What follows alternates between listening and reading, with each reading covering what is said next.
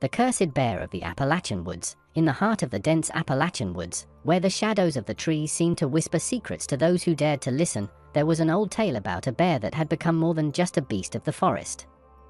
This was no ordinary bear. It was said to be cursed, a remnant of a long-forgotten tragedy.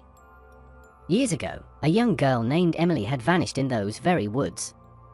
Despite extensive searches and the efforts of many, she was never found. Her disappearance was chalked up to a wild animal, perhaps a bear, and the case slowly faded into the background of local law. However, as time went by, strange occurrences began to unfold. Hunters and hikers who ventured into the area started reporting eerie encounters.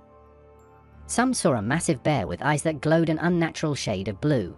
Others heard guttural growls that seemed to reverberate through the very trees. Those who saw the bear up close felt a deep, unsettling chill, as if the creature's gaze was piercing through to their very souls. One crisp autumn evening, a group of friends decided to camp in the woods, ignoring the old tales as mere superstition. They set up their tents near a clearing and made a campfire to keep warm. As night fell, they shared stories and laughter, oblivious to the growing darkness around them. The firelight flickered and danced, casting long shadows that twisted and turned with the breeze. One of the friends, Mark, ventured out to collect more firewood.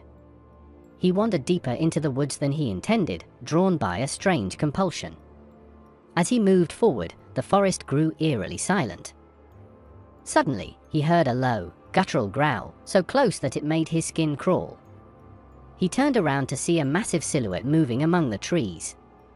The bear was enormous, its fur a dark, matted black that seemed to absorb the moonlight. Its eyes were glowing blue, piercing through the night with an almost unnatural intensity. Mark's heart raced as he stumbled back toward the campsite, the bear following with a steady, deliberate pace.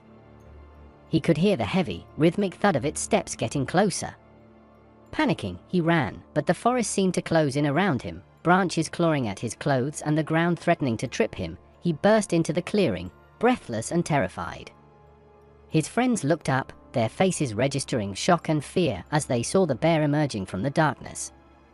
The creature's eyes never left Mark, and it let out a bone-chilling roar that made the air itself seem to freeze. In a frenzied attempt to scare it away, the friends threw whatever they could find, rocks, sticks, even burning logs, at the bear. But it was as if the bear was invulnerable, unaffected by their desperate actions. It advanced slowly, deliberately, its eyes locked on Mark. In a last-ditch effort, Mark grabbed a nearby lantern and swung it towards the bear, its light illuminating the creature's face. For a moment, the bear hesitated, its glowing eyes flickering. Then, as if recognizing something, it let out a mournful growl that resonated with a deep, almost human sadness. The bear turned and retreated into the woods, disappearing as suddenly as it had appeared.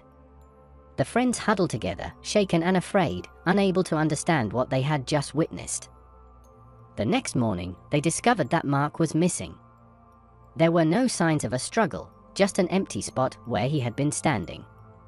The bear was never seen again, but the legend grew, becoming a haunting reminder of the girl who had disappeared long ago and the curse that had claimed another victim. To this day, the woods are avoided by locals after dark, and those who do venture in often speak of hearing a distant, mournful growl or catching a glimpse of blue eyes in the darkness. The bear is gone, but its legacy remains, a chilling reminder of the darkness that sometimes lurks just beyond the edge of the firelight. As we part ways for the time being, I want to say how much I've enjoyed our time together.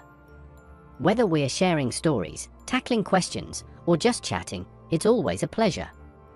Until our paths cross again, take care and keep the curiosity alive. I look forward to our next conversation. Goodbye.